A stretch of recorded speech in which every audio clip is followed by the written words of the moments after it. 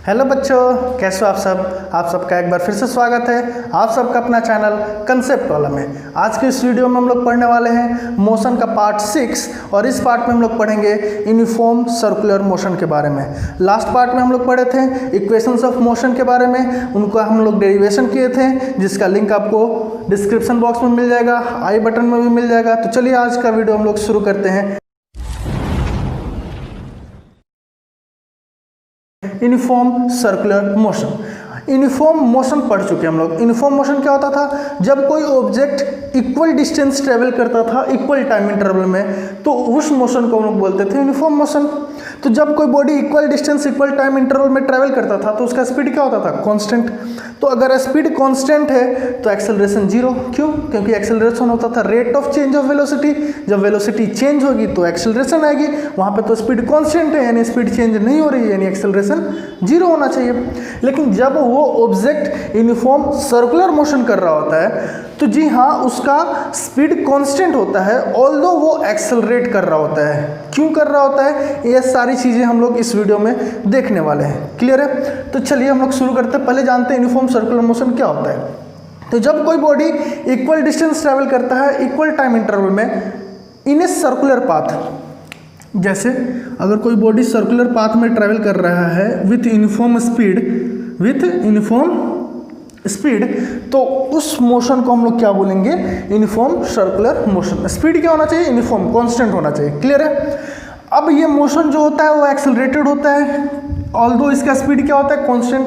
अब क्यों हो रहा होता है? अब हम लोग अगर सोच के देखिए, अगर कोई आदमी कोई रेक्टेंगुलर पाथ है उसके चारों तरफ वो चल रहा है, तो अगर यहाँ से वो शुरू किया तो एक बार ये डायरेक्शन हुआ उसका मूव करने का, यहाँ पे पहुँचेगा तो फिर उसको डायरेक्शन चेंज करना पड़ेगा, यहाँ आएगा तो फिर डायरेक्शन चेंज करना पड़ेगा, यहाँ आएगा तो फिर से एक बार डायरेक्शन। यानी अगर एक रेक्टेंगुलर पाथ में उसको ट्रैवल करना था तो उसका डायरेक्शन क्या हो रहा है? चेंज। स्पीड तो सेम है लेकिन डायरेक्शन क्या करना पड़ रहा है उसको? चेंज। तो हम लोग को पता है वेलोसिटी एक वेक्टर क्वांटिटी है जो magnitude as well as direction दोनों पे डिपेंड करता है। क्यों? क्योंकि एक्सेलरेशन भी एक वेक्टर क्वांटिटी है। तो सिर्फ स्पीड के मैग्नीट्यूड कांस्टेंट होने की वजह से एक्सेलरेशन ऐसा नहीं है कि जीरो हो जाएगा। अगर वहाँ पे डायरेक्शन की बात आती है, डायरेक्शन अगर चेंज होता है तो बॉडी एक्सेलरेट कर सकता है, क्योंकि एक्सेलरेशन एक वेक्टर क्वांटिटी है, वो डायरेक्शन पे भी डिपेंड करेगा स्पीड के। करेगा नहीं करेगा?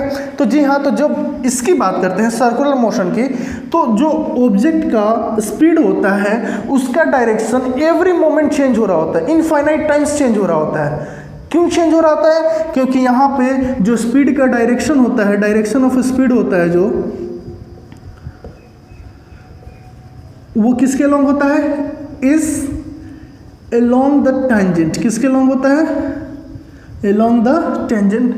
टेंजेंट आप लोग को पता होगा, सर्कल पढ़े होंगे आप लोग। टेंजेंट क्या होता है? जो लाइन सर्कल को एग्जैक्टली एक पॉइंट पे बाहर से टच करे। तो अगर इस पॉइंट की बात करें तो ये हो गया, तो डायरेक्शन किस तरफ है? इस तरफ। जब यहाँ पहुँचा होगा तो डायरेक्शन ऐसे गया होगा, तो इस तरफ आ गया, डायरेक्शन चेंज हो गया।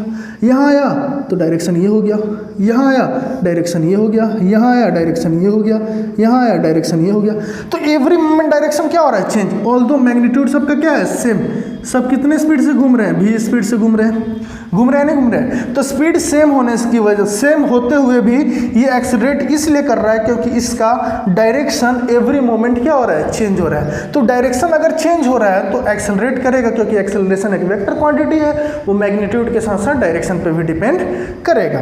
तो चलिए ये बात हम लोग समझ लें कि एक्सेलरेट क्यों कर रहा है। इसका डायरेक्शन किसके अलोंग होता है? Along the tangent. अब डायरेक्शन कितनी बार चेंज होता है? तो इनफाइनाइट टाइम्स। कितनी बार चेंज होगा direction? Infinite times. Rectangular path में मूव कर रहे थे तो कितनी बार? 4 बार। हो रहा था नहीं हो रहा था? अब हम लोग जानेंगे कि अगर ये मूव कर रहा है सर्कुलर पाथ में तो इसकी जो स्पीड होगी वो किसके बराबर होगी? तो स्पीड इक्वल टू क्या होता है? Distance by time. अब 1 रेवोल्यूशन में, इन 1 रेवोल्यूशन उसकी स्पीड कितनी होगी? अब रेवोल्यूशन क्या होता है? आप लोग को पता है रेवोल्यूशन क्या होता है? जब कोई ऑब्जेक्ट किसी ऑब्जेक्ट के अराउंड मूव करता है सर्कुलर पाथ में तो उस मोशन को हम लोग बोलते हैं रेवोल्यूशन। जब कोई ऑब्जेक्ट किसी ऑब्जेक्ट के अराउंड क्या करता है? मूव करता है। जैसे अर्थ सन के अराउंड मूव करता है तो अर्थ का मोशन क्या होता है? Revolution motion. होता है नहीं होता है? एक्सिस पे अगर मूव कर रहा है तो रोटेशन, और किसी के लॉन्ग मूव कर रहा है तो रेवोल्यूशन। मून अर्थ के लॉन्ग मूव कर रहा है तो उसका भी मोशन क्या है? Revolution motion. तो जब एक रेवोल्यूशन करना है तो अगर कोई ऑब्जेक्ट सर्कुलर पाथ में एक रेवोल्यूशन मतलब यहाँ से शुरू हुआ तो वापस कहाँ आना पड़ेगा, यहाँ पे, यानी उसका जो डिस्टेंस कवर्ड होगा वो क्या होगा, उसके सरकमफ्रेंस के बराबर। तो डिस्टेंस किसके बराबर हो जाएगा, सरकमफ्रेंस ऑफ सर्कल, होगा या नहीं होगा, सरकमफ्रेंस ऑफ सर्कल। और टाइम को हम मान रहे टी, टाइम पीरियड, और एस हो जाएगा इसका स्पीड हो जाएगा। तो स्पीड यहाँ पे किसके बराबर था, v, डिस्टेंस सरकमफ्रेंस कितना हो जाएगा, अगर इस सर्कल का रेडियस r है, सर्कल का रेडियस कितना है r, तो 2 पाई r होता है बाय t। तो स्पीड का जो फॉर्मूला निकल के आया यहाँ पे वो किसके बराबर आ जाएगा, 2 पाई r बाई t के बराबर है। क्लियर है। तो यूनिफॉर्म मोशन जब करेगा तो उसका स्पीड कितना होगा, तो 2 पाई r t। r क्या होगा, उस सर्कुलर पाथ का रेडियस, r क्या हमारा radius of circular path, radius of circular path, और t क्या है, time taken to complete one revolution, time taken to complete one revolution, एक रेवोल्यूशन कंप्लीट करने में जो टाइम लग रहा है उसको हम लोग क्या बोलेंगे, टाइम पीरियड या टाइम। क्लियर है। तो ये था हमारा यूनिफॉर्म सर्कुलर मोशन। आई बात समझ में आप लोग को। तो चलिए क्वेश्चन करते हैं। क्वेश्चन क्या है, calculate the speed of a car moving along a circular path of radius 21 metre and time taken to complete one revolution is 22 second. तो हमें क्या निकालना है, स्पीड। तो स्पीड इक्वल टू क्या होता था, 2 पाई r by T. Circular path की बात कर रहा है, रेवोल्यूशन की बात कर रहा है। तो 2 पाई की जगह क्या पुट करेंगे हम लोग, 22/7। आप लोग को वैल्यू याद होगा। r कितना दिया हुआ है, तो r आपको दिया हुआ है 21 मीटर, तो यहाँ पे पुट कर देंगे 21, और टाइम कितना दिया है 22। क्लियर है। 7 3 जा 21, 22 से 22 चला जाएगा, 3 2 जा कितना आ जाएगा 6, और मीटर पर सेकेंड। है बात समझ में कैसे करना क्वेश्चन। तो आपको रेडियस गिवन होगा, टाइम गिवन होगा, आपसे स्पीड पूछेगा, या रेडियस और स्पीड गिवन होगा तो टाइम पूछेगा, और रेडियस और स्पीड गिवन होगा तो टाइम पूछेगा, रेडियस और टाइम गिवन होगा तो स्पीड पूछेगा, स्पीड और टाइम गिवन होगा तो आपको रेडियस उसका पूछेगा। क्लियर है बात समझ में। तो ये था आप लोग का यूनिफॉर्म सर्कुलर मोशन। क्लियर है। होप अगर आप लोग को वीडियो पसंद आया होगा तो वीडियो को लाइक कीजिएगा, चैनल को सब्सक्राइब कीजिएगा, बेल आइकन को प्रेस कीजिएगा ताकि मेरा आगे आने वाला हर वीडियो का नोटिफिकेशन आपको मिलता रहे। Thank you.